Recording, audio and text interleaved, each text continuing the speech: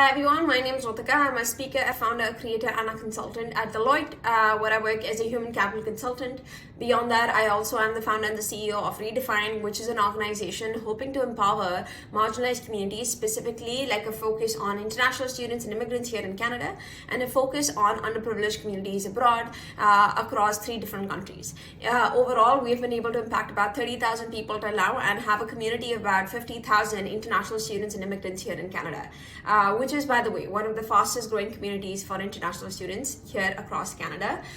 In addition to that, I also am a 2-time TEDx speaker. I also work as a motivational speaker with Jack.org, and I'm also a LinkedIn top voice with about 50,000 people in my network, which I'm incredibly grateful for. I also work as a board of directors for a few non-for-profits and an advisor as well.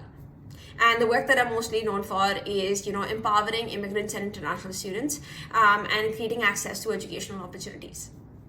The most recent projects that I'm really excited about and looking forward to and grateful for the opportunity is we launched the Education on Wheels initiative or project in Ajmer, based out of India, in collaboration with an organization called Udaan Society, who has been doing a phenomenal job in creating access to education for students that come from underprivileged communities, specifically the slums in Ajmer. So we basically bought a school bus that we converted into a school with a screen as well, tables, chairs, a board as well, to really bring education and schooling to the doorsteps of those individuals so that they don't have to walk that mile away to get access to it. So I think what really got me into advocacy work was just purely the fact that out of a lot of million girls in India, out of whom only 40% receive access to education, and being one of those 40%, who not only got access to education, but also got the opportunity to travel abroad, pursue my dreams, follow my dreams. And I know it's a privilege that not many get, and not many get parents that are supportive.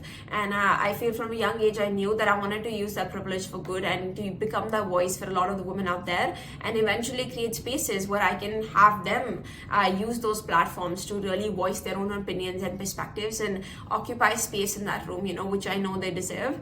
And which is why I not only do I want to prove myself in a way as a woman, as a South Asian woman here in a foreign country in Canada, but also set an example for the other women back home to know that they can do the same. Honestly, my biggest inspiration and mentor is my mom to me. I know there are I think it's first her, because I think I've just learned so much in terms of values, in terms of priorities, and she was the one who made me realize that the first priority is to be a good human and is to impact others around you. Because what's the use of an existence where if you are to leave the world one day, let's say, there should be people who should remember you for the good you've done for them, right? And so I live every day just making sure there's at least one person I'm impacting in a positive way, even if it may be in the smallest way, like bringing a smile on their faces, but I do that.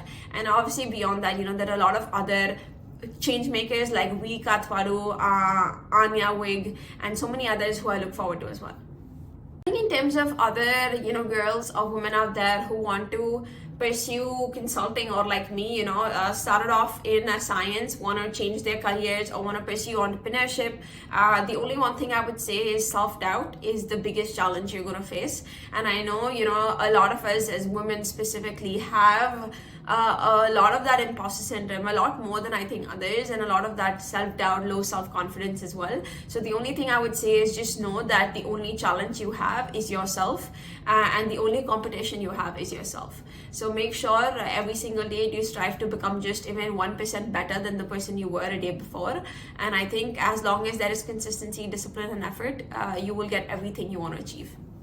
So I also wanted to just thank, Gen E for this feature, and Etre as the organization for really giving other women like me the opportunity to put ourselves out there and, spread our message with the world, I guess. So thank you so much.